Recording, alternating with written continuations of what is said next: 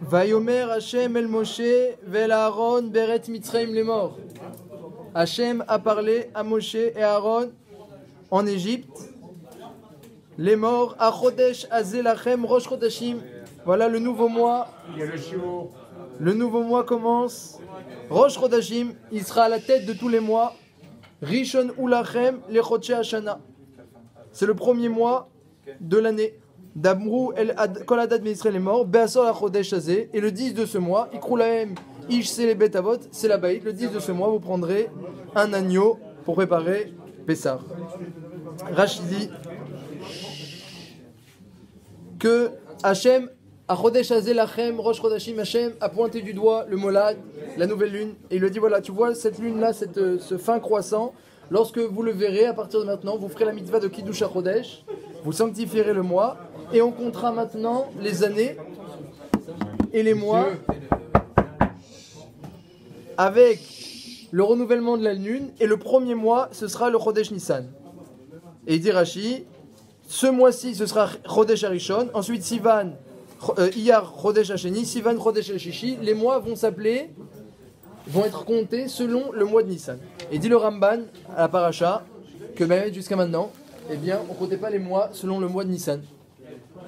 Comme il ramène Rashi déjà dans Parashat Noach, que là-bas il y avait le premier mois du Maboul, le deuxième mois du Maboul lorsqu'ils étaient dans l'arche, et c'était pas du tout compté selon Nissan.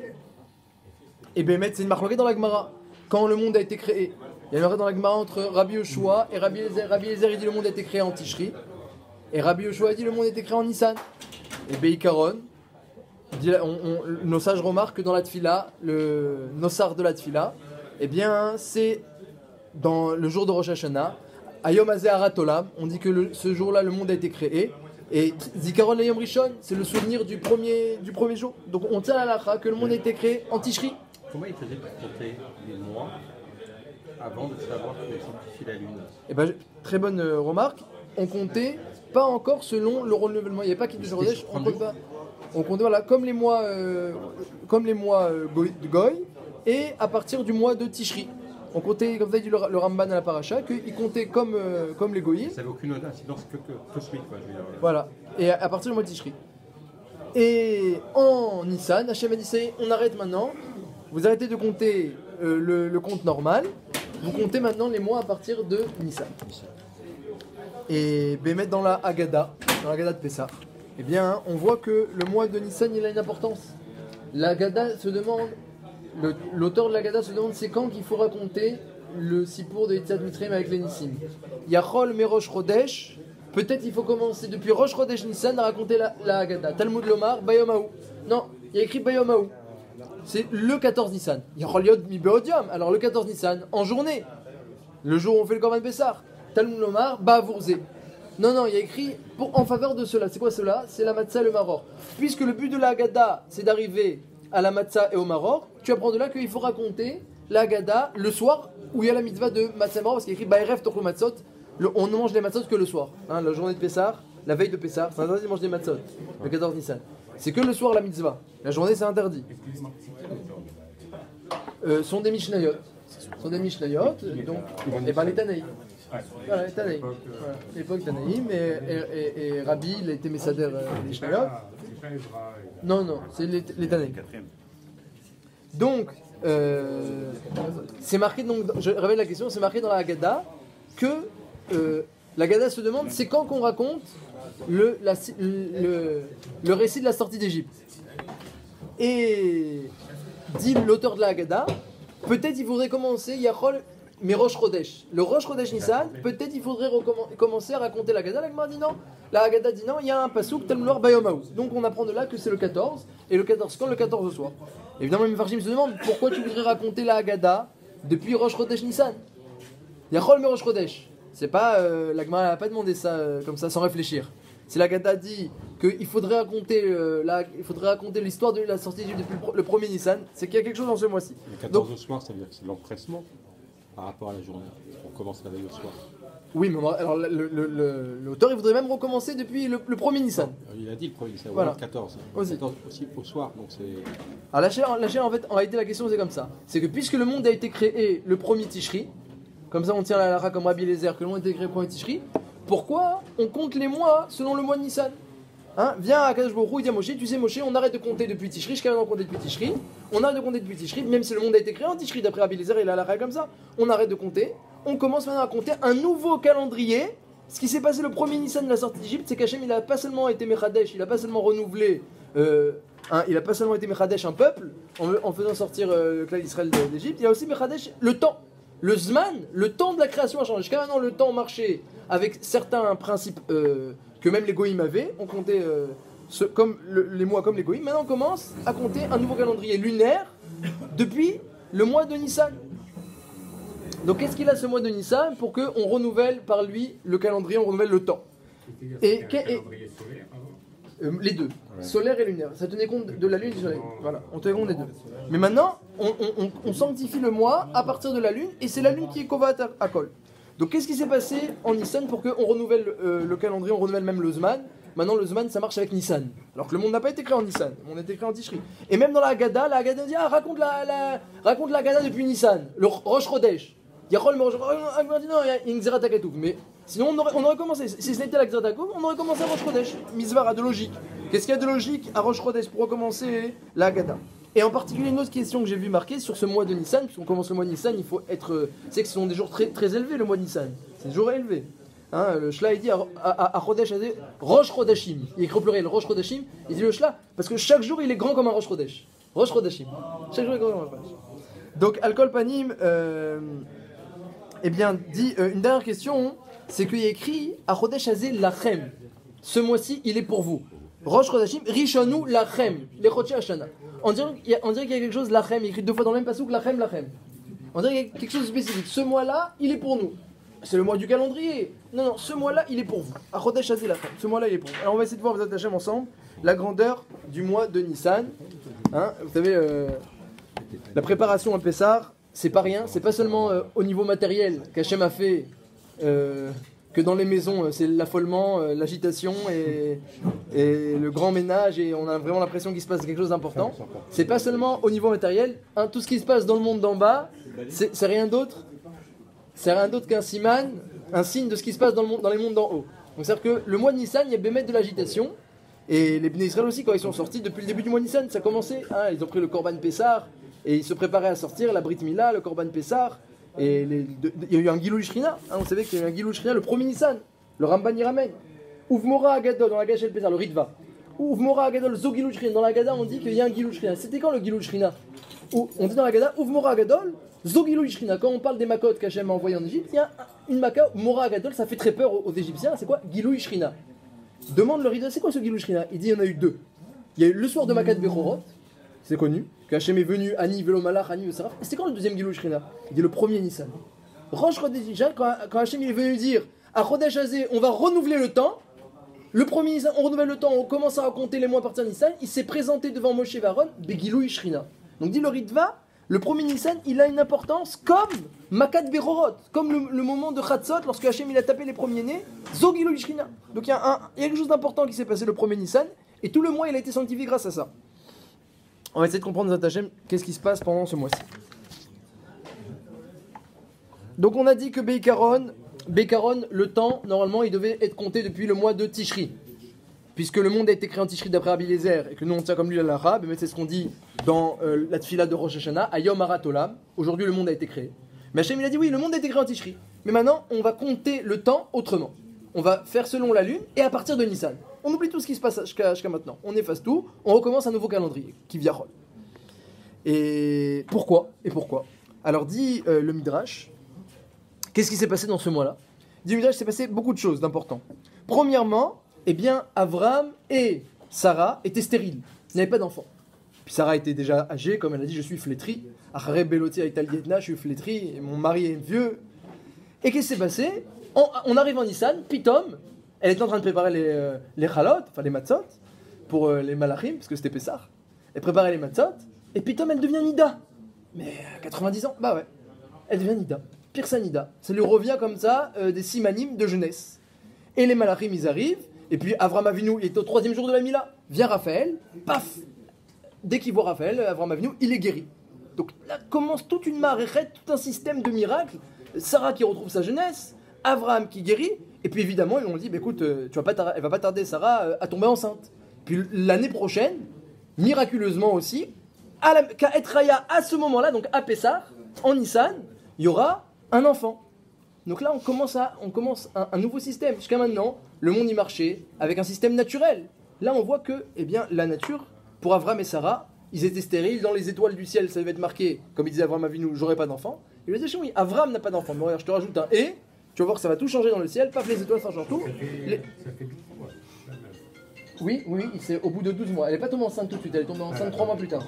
Ouais. Il a pas dit qu'il avait la Brit Mila alors. Ouais, il lui a dit Ka'et Raya. Ouais. Si, la naissance d'Israël était en Nissan.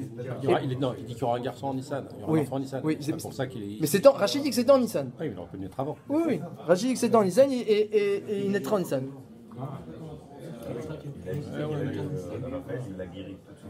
Voilà. Oui, il est né à Ka'et Raya, je sais pas. Un peu d'abord. C'était Pessah. Il y a écrit que c'était Pessah. Je sais pas quel jour c'était. Je sais pas si c'était le 15, le 16, le 17. Ce qu'on sait, c'est que c'était Pessah. C'était pas un Pessah. Il mangeait Avram déjà des matzot. Ensuite, chose intéressante, il y a un midrash. Le midrash il dit qu'ensuite, qu'est-ce qui s'est passé? Que Hachem, l'ange du mal a accusé, il a dit regarde Avram il a eu des miracles, tu as fait des miracles à Avram, tu as fait des miracles à Sarah, tout ça dans le mois de Nissan. Et dis-moi, il t'a remercié, Avram Avinu, il a fait un korban, une seouda, etc. Hachem a dit il n'a pas fait, mais il serait prêt à donner son fils même pour moi. Alors il dit ah bon iré. Et pendant le mois de Nissan, qu'est-ce qui s'est passé? Eh bien le fils du miracle, le fils de la vieillesse, de Avram, de Sarah, le mois de Nissan dit le midrash, Avram l'emmène maintenant pour la Hakeda. La Hakeda, d'après le Midrash, s'est passée dans le mois de Nissan. Comme ça dit le Midrash là-bas, au même endroit. Bonola d'Yitzhak, Bonit Baser Avraham, Bonola d'Yitzhak, Ve Boneeka d'Yitzhak. La Hakeda d'Yitzhak, c'était aussi en Nissan. Et ça, c'est aussi quelque part, c'est surnaturel. Parce qu'un enfant, c'est le seul enfant d'Avraham. C'est lui qui doit maintenant porter le flambeau. Il est né miraculeusement. On n'attendait que ça. Le monde n'attendait que la naissance de la suite du clan d'Israël, de Yitzhak. Dit Hachem, et le père, un père qui va tuer son fils qu'il aime tant, imaginez, il a attendu jusqu'à 100 ans pour l'avoir. Il a fait la Brit Mila à 8 jours, le premier qui a fait la Brit Mila à 8 jours. Et dit Hachem, attends, tu me le prends et tu me le tues. Hein. Ça aussi, c'est complètement surnaturel. Et Avram dit, mais Simcha, Belevav Shalem. Évidemment, avec les yeux qui pleurent, mais avec le cœur joyeux de faire Etzon Hachem. Donc ça aussi, c'est surnaturel. Oui, mais c'était au mois Nissan, c'est ça que dit le Midrash. Et qu'est-ce qui s'est passé encore au mois de Nissan? Puisqu'il y a écrit que les Avot, je ne sais pas si vous savez, la Gemara dit dans Rosh Hashanah, les Avot sont nés en Nissan, et les Avot sont Niftarim en Nissan. Donc Avram Avinu Niftar aussi en Nissan, et donc c'est le jour, dit le Midrash Imdaek, c'est le jour où Yaakov a pris le droit d'aînesse. Vous savez que quand Avram Avinu Niftar, alors Esav il a été kofer, il a dit ah, si mon grand-père il est mort, alors j'arrête tout, soi-disant. Il s'est trouvé une excuse, allez j'arrête tout. Donc c'est trop une excuse, il est parti faire toute la vérote. Après quand il est revenu, il a dit je suis fatigué, donne-moi de ce rouge. C'était Nissan. Yaakov il a dit écoute, j'aimerais bien maintenant que tu me vendes le droit d'aînesse. Voilà, donc je te les vends, je te donne du pain, je te donne les lentilles, etc. Ouais, il n'y a pas écrit que c'était Pessah, c'était Nissan. Si le Dieu il a donné Lechem ou Nezid Adashim. Alors bon, peut-être c'était la matzah, mais il n'y a pas écrit dans la Torah. Ça j'ai pas vu marquer. En tout cas c'était en Nissan, et qui s'est passé aussi quelque chose de surnaturel. Eh bien le cadet devient l'aîné. C'est aussi un malheur. Donc en fait, qu'est-ce qui s'est passé? Ce mois Nissan, depuis le début, eh bien les Avot ont ancré dans ce mois-là que c'est au-delà de la nature. Avram et Sarah, au-delà de la nature, la nouvelle, la naissance, la guérison, le droit d'aînesse par Avram qui est vendu, la Hakeda Titrak, tout ça c'est au-delà de la nature. Donc Hachem a dit, eh bien, et après qu'est-ce qui s'est passé même en Nissan, il y a aussi le Mishkan. C'est qu'Hachem, le Mishkan était fini le 25 qui se lève. Le Mishkan était déjà fini le 25 qui se lève, le jour de Hanouka. Hachem a dit non, je ne veux pas inaugurer le 25 qui se lève. On attend Nissan. Pourquoi? Parce que la Shrina va venir dans le Mishkan. Un jour pour que la Shrina vienne, ça peut être que Nissan. Zogilou Shrina, ça peut être que Nissan. Rosh Chodesh Nissan Bémet. Zogilou Shrina à l'époque en Égypte, et c'est Bémet Zogilou Shrina. La même Shrina qui est venue le premier Nissan en Égypte pour annoncer que c'est ça la Néoménie, le nouveau mois, et on va recompter, maintenant on va renouveler le temps. Le temps, on va dépasser le temps maintenant, on va faire un nouveau calendrier, un nouveau temps. C'est la même Shrina qui va venir le premier Nissan dans le Mishkan 2 ans plus tard. Et donc Hachem, il a prévu déjà le coup. Et en fait, qu'est-ce que c'est ce mois-là? Alors ça, c'est le Talmud du Gaon de Vilna qui explique tout ce que je vous dis maintenant. Rav Eizik Raver, il explique qu'en fait, ce mois-là, c'est qu'Akadosh Baruch Hu, il avait prévu depuis le début, il a préparé une Anaga Tivit, un fonctionnement du monde naturel, avec des principes, des malachim, des intermédiaires. Pour les goïms, pour les bnei noirs, ça marche comme ça naturellement. On compte depuis Tishri, qui est le jour de la création du monde, et on continue comme ça. Maintenant, il y a le klal Israël, que le klal Israël, il ne fonctionne pas avec la nature.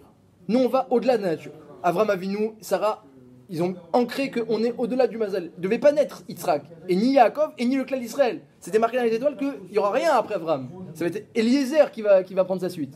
Hachem a dit à Avram, oui, mais toi, tu dépasses la nature. Alors, tu mérites qu'on fasse dépasser la nature. Et tes enfants aussi, Yitzhak, il dépasse, tu vois, il se sacrifie pour moi, il dépasse la nature. Et Yaakov aussi, il prend les nesses, il dépasse la nature. Donc, tout le klal Israël, il est dans ce mal. Puis Rachel était stérile aussi. Donc, tout ce klal Israël là, ils sont dans un mahalar où il n'y a pas de nature avec eux, puisque eux-mêmes, ils dépassent leur propre nature. Alors, Hachem dit, avec eux, je ne me comporte pas. Donc, selon les lois naturelles. Donc, Hachem dit maintenant, quand je vais faire sortir le klal Israël, je ne peux plus diriger le monde de la même manière. Je dois renouveler une nouvelle anaga, comme ça explique le Talmud du Gaon, une nouvelle anaga qui s'appelle anaga Nissit, une conduite miraculeuse, évidemment, avec le masque de Purim, le masque de la nature, on ne voit pas, mais maintenant c'est Ashgara Pratit, la providence d'Hachem, elle intervient directement, et il n'y a plus de limite pour le klal Israël, parce qu'eux-mêmes ils n'ont pas de limite, ils se dépassent, alors nous aussi il n'y a pas de limite. Et la nature, voilà, la nature elle-même, il y a eu un changement dans la nature, donc Hachem dit maintenant le temps lui-même, on va changer les paramètres et les coordonnées du temps, on compte depuis Nissan, donc le début du temps, c'est comme maintenant le nouveau temps, Nissan, le Nes c'est le début du temps, parce que c'est le temps maintenant, nous on est au-delà du temps et au-delà de la nature. Et qu'est-ce qu'il nous demande de faire Hachem? Alors c'est extraordinaire, qu'est-ce qu'il nous demande de faire Hachem maintenant, en ce début de Nissan? Enlever tout le chametz. C'est quoi le chametz? C'est quoi exactement? C'est tout simplement le processus naturel de la pâte qui, avec le temps, gonfle. La pâte avec le temps, elle gonfle. Dit Hachem, vous êtes au-delà de la nature, au-delà du temps. Prenez le pain, la pâte, et avant même que le temps n'ait pu avoir un effet sur la pâte, mettez-le au four directement. Et faites-le les Shem mitzvah. Donc qu'est-ce qu'on va faire? On va faire une mitzvah en dépassant la notion du temps. On va mettre une mitzvah. Et pas seulement manger la matzah, mais en plus après, Hachem il va encore plus loin. Et maintenant, détruisez tout le chametz. Tout le chametz, plus une miette, plus une goutte, on détruit tout. Ça aussi, c'est un petit peu surnaturel, parce que à la lechem yiri Adam, c'est la base de la vie de l'homme. À la lechem yiri Adam. C'est à quel moment ce changement de conduite? Le premier Nissan de la sortie d'Égypte. Comme ça dit le Talmud du Gaon de Vilna. Premier Nissan, dit Hachem, maintenant je vais sortir le klal Israël, je change aussi la conduite du monde. Pourtant, les avots, avant, eux, c'est vrai. Non, ouais, c'est vrai. Eux, ils avaient une ashgara pratique que pour eux. Le monde, il avait sa conduite normale, et pour eux, Hachem, il était Meshadet Marachot Ateva. Littéralement, c'est marqué dans le Ramban. Pour on l'appelle il a dit Ani Kel Shakai à Avram. Meshadet, il dit le Ramban, Chazal. Il dit Meshadet, il volait la nature, Hachem. Il volait la nature, Meshadet, comme Shodedim. Il volait la nature pour arranger. Voilà. Donc il y avait une ashgara pratique pour les avot très, très, très spécifique. Mais là, maintenant, c'est plus qu'il y a une ashgara pratique. C'est que le monde, il change. Le temps, il change. Et donc, ça c'est la grandeur du mois Nissan. Alors, qu'est-ce qui s'est passé alors, ce Hametz-là, c'est aussi surnaturel. C'est la base de la vie de l'homme. À la lechem yiri Adam. C'est la base. Dit Hachem, alors non seulement vous ne le mangez pas, mais en plus, vous n'en profitez pas. Vous ne le possédez plus. On n'en veut plus, même pas une miette. Ça aussi c'est quelque chose qui est vraiment mis à la teva surnaturel. Pourquoi? Parce que Hachem il a dit. Hachem il a dit. Donc il y a tout un mahalar de mitzvot et déjà de récits surnaturels avec les avot et de mitzvot surnaturels dans ce mois de Nissan. Et donc c'est pour ça, en fait, tout simplement, on est en train tout simplement de préparer Pessar, la sortie d'Égypte, où Pessar il va avoir un guilouille extraordinaire de miracles d'Akadosh Baruch Hu. Et ça c'était à l'époque, mais chaque année aussi, il y a la même hashpa, dit le Ramchal, que les mêmes flux spirituels qu'Hachem il a envoyés à l'époque en Égypte, ils sont encore présents. Et comment on prépare tous ces flux spirituels qui sont au-delà de la nature? Le Chida il dit, il y a des gens qu'ils sont bloqués dans leur impureté, ils sont bloqués, ils sont au 59e, le grand-père du Chida. Le grand-père du Chida dit, les gens ils sont bloqués dans leur impureté, ils ne peuvent plus sortir. Son grand-père, le Chesed de la Fim, son grand-père, Avril de la famille. Alors son grand-père, il dit qu'il y a des gens, Alpisod, il y a des gens ils sont bloqués dans leur impureté, les portes de la tchouva sont fermées pour eux, comme le dit le Rambam, ça existe, que pour certaines personnes, il dit ça c'est vrai, ce que dit le Rambam et le Zohar qui sont bloqués, sauf à Pessar. À Pessar, c'est Yetziat Mitzraim, ne l'est pas Mitzraim, mais Metzarim. On sort des limites. Metzarim, c'est les limites. Quoi? On sort des limites. Celui qui est, je sais pas. Non, je sais pas parce que quelqu'un qui a une Neshama Gdosha et qu'elle s'est coincée dans l'impureté, alors lui il peut se libérer. Non, pour des cas comme ça, que quelqu'un à la base il y a un problème dans le Shoresh, il y a une node. Alcool Panim, ce que lui il dit, c'est que quelqu'un qui est coincé dans le niveau le plus bas d'impureté et plus loin, à Pessah, il peut sortir. S'il fait bien les mitzvot de la fête, il enlève le chametz, il mange la matzah, qui s'appelle le pain de guérison, le Zohar il dit. L'achma de Asya, la matzah c'est le pain de guérison, et le Zohar dit guérison de quoi? Guérison de la neshama, guérison de la emuna, comme ça dit le Zohar. Donc il y a des choses très, très élevées.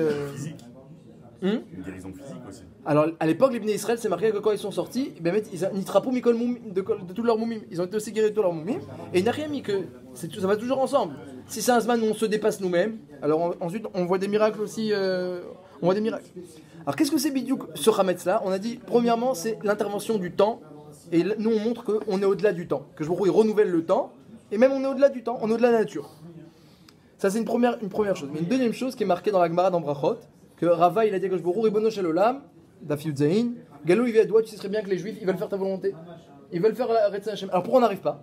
Mameakev, c'est hors chez Baïssa. Ce qui empêche de faire ta volonté, c'est le levain qui est dans la pâte. Alors comment on faisait à l'époque la pâte? C'était pas bidou comme aujourd'hui, c'est pas la levure qui était mélangée comme aujourd'hui. Bon, c'est à peu près pareil, mais ils prenaient le levain, ils le mettaient en dessous de la pâte, et on mélangeait pas la pâte. On le mettait dans un coin. Et c'est ce levain-là qui faisait gonfler toute la pâte, après on l'enlevait même. Il faisait gonfler, on l'enlevait. À cause de ces sœurs-là qui fait gonfler, eh bien on n'arrive pas à faire ta volonté. Donc Rava nous révèle quelque chose d'important. Il nous révèle que le chametz est synonyme de Yetzer Hara. Puisque tu fais gonfler et qu'ensuite tu vas plus profiter du pain, c'est synonyme de Yetzer Hara. Behemet, le Radbaz, lui il y a un Radbaz qui dit comme ça, il dit dans tous les surim de la Torah, il y a quelque chose de très spécial dans le chametz si vous réfléchissez bien. De façon générale dans la Torah, on peut interdire quelque chose ou à la consommation ou au profit. Issour Achila, Issour Anaa. Issour Achila, c'est tu peux encore le vendre, en profiter, gagner de l'argent. Issour Anaa, tu peux rien faire avec, tu dois l'enterrer. Dans Chametz, eh bien la Torah nous dit, c'est Issour Anaa. Non seulement c'est interdit d'en manger, c'est même interdit d'en profiter. Si quelqu'un il trouve du Chametz en Pessar où il en a encore, il doit tout jeter. On peut plus en profiter, on peut même pas le vendre, rien à faire. Donc là, Issour Anaa. Deuxièmement, dans tous les surim de la Torah, il y a des dargotes. Il y a Issour Assez, Issour Lav et Issour Mita Vekaret. Il y a un Issour léger, de Oraïta, qu'on appelle Assez. Issour Lav, coup de bâton. Issour Karet, retranché avec l'Israël. Chametz, directement, Karet, retranché du clan Israël. Donc ça aussi, une Khumra ne s'est faite. Dans tous les surim de la Torah, il y a deux cas possibles. Où on t'interdit Kazaït, faut pas manger l'interdit. Quand la Torah dit faut pas manger, c'est Kazaït. Il y a deux Issourim dans la Torah. Il y a une Nesser et Avodazara, où on t'interdit même Kol Shehu. Même un petit peu de ce Issour, eh bien c'est interdit. Chametz, il ressemble à ces deux Issourimra, on a interdit même une demi-miette qui tombe dans la marmite Kol Shehu. Il y a encore une chose Meyouchedet, dit le Radbaz, tout ça c'est le Radbaz qui dit, que de façon générale, les interdits qui sont Bekol Shehu, c'est-à-dire Yain Nesser, le vin Goy, et Avodazara, ces deux interdits qui sont interdits Bekol Shehu, c'est seulement quand ils tombent min Bemino. Je ne sais pas si vous avez étudié un peu Yoredea. Quand un interdit il tombe dans quelque chose, il y a deux cas. Il y a min Bemino et min Beshomino. Est-ce que du vin tombe dans du vin ou du vin tombe dans du coca? Si vous avez du vin interdit qui tombe dans du vin, il peut interdire même une goutte, peut interdire tout le tonneau. C'est la khumra du vin Goy. Mais si du vin tombe dans du coca, une goutte dans un verre de coca, où il y a 60 fois plus, c'est bon, c'est permis. Toute la khumra de Kol Shehu, une miette, c'est seulement min Bemino. Pareil pour Avodazara. Si vous avez une miette d'or de Avodazara, une poudre d'or qui tombe dans de l'or, tout l'or est interdit, min Bemino. Ça tombe dans de l'argent, tombe dans autre chose, c'est pas interdit, c'est batel. Dans Chametz, c'est pas comme ça. Même min béché et nomino, c'est interdit. C'est-à-dire qu'une miette de Chametz qui tombe dans une marmite de n'importe quel aliment, même si ce n'est pas des 5 céréales, l'interdit. Donc c'est une khumra extraordinaire. Encore une khumra spéciale. Il y a deux issourim dans la Torah. Il y a bdilé in cheminée, vélo bdilé in cheminée. Il y a des issourim où les gens arrivent à prendre du recul par rapport à eux, ça s'appelle bdilé in che. Et des issourim où l'obdilé, les gens n'ont pas l'habitude de prendre du recul. Chametz, l'obdilé in che, comme on le mange toute l'année, on n'a pas l'habitude de prendre du recul. Donc il y a encore plus de khumrot sur lui. Comme dit au début de la Maseret, qu'il faut le chercher dans toute la maison. On n'a jamais eu les issourim où on cherche dans la maison, on dit c'est normal parce que c'est l'obdilé in cheminée. On n'a pas l'habitude de prendre du recul. Encore une khumra. Et dernière khumra, Une autre Umra encore en Nora'a, c'est que si jamais un morceau de Hametz se mélange à de la matzah et on ne sait plus les reconnaître, parce qu'à l'époque, la matzah et le Hametz se ressemblaient beaucoup.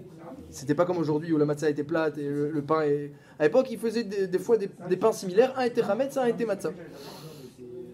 Alors, comme un peu les matzahs, vous savez, Témani, comme ça, molle, alors, ils faisaient des comme ça, des Hametz, ou comme aujourd'hui, on pourrait mélanger une matzah, il y a des matzahs Hametz et des matzahs normales qui se mélangeraient. Si ça se mélange et qu'on ne sait plus, pendant Pessah, les retrouver, alors il y a un klal qui s'appelle Davar Sheshlo Matirin. Je ne sais pas si vous connaissez ça.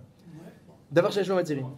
Quelque chose qui va être permis plus tard, c'est plus grave que quelque chose qui ne sera jamais permis. Quelque chose qui va être permis plus tard, on dit alors pourquoi tu veux le manger maintenant avec un bitoul? Attends plus tard, tu le mangeras. Alors quelque chose qui ne sera jamais permis, quand c'est mélangé à d'autres morceaux, on le permet. Comme le Rav a indiqué que pendant Pessah, et qu'après il sera permis, alors du coup, aucune allégeance et bitoulim n'est tolérée. Donc Bekitso, il dit le rat de base, ça n'existe pas, un interdit dans toute la Torah Kula qui fonctionne comme Khanetz, ça n'existe pas. Il a toutes les promrotes possibles et imaginables. Comment on explique le fait que C'est même plus grave qu'Avodazara. le Hametz qui est mélangé avant, après c'est autorisé? Parce que ça s'appelle Etera Bala. C'est quand il s'est mélangé, il était encore du Éther. C'était encore du Éther quand il s'est mélangé. Tout ça, c'est le Hametz, il est grave lorsqu'il est assourd. Lorsqu'il est pendant l'année, il y a pas, on n'a pas de. Vous pouvez manger un croissant ce matin, il n'y a pas de problème. C'est encore du Éther. Il se mélange, donc il y a un bitoul, donc c'est encore du Éther. D'après le Shulchan Aruch, ça va. Il y a pas le Rama et Mahmir de dire Choser Vénéor, mais le Shulchan Aruch est Matzah.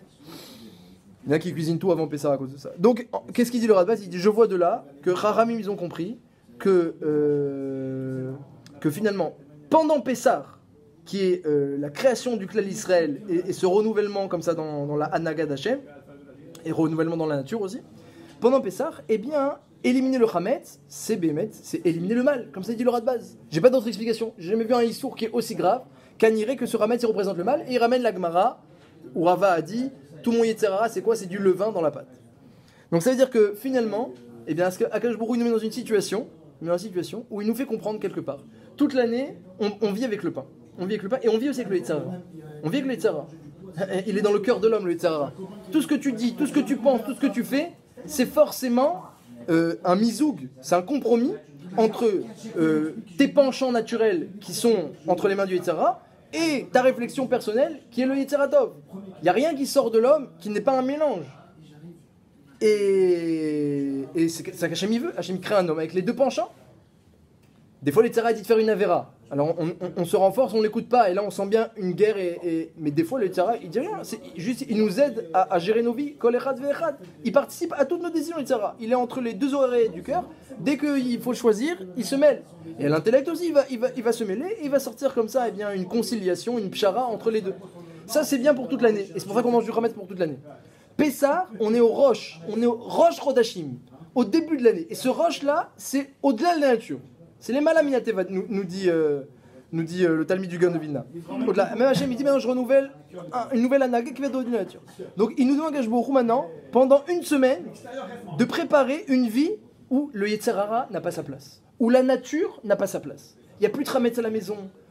Même le pain, on ne lui laisse même pas le temps de souffler, on le met directement au four. Même la fête de Pessah, elle est un petit peu surnaturelle. Tout ce que les Juifs, ils s'agitent dans leur maison, ils nettoient tout, ils grattent les chaises, ils grattent les murs.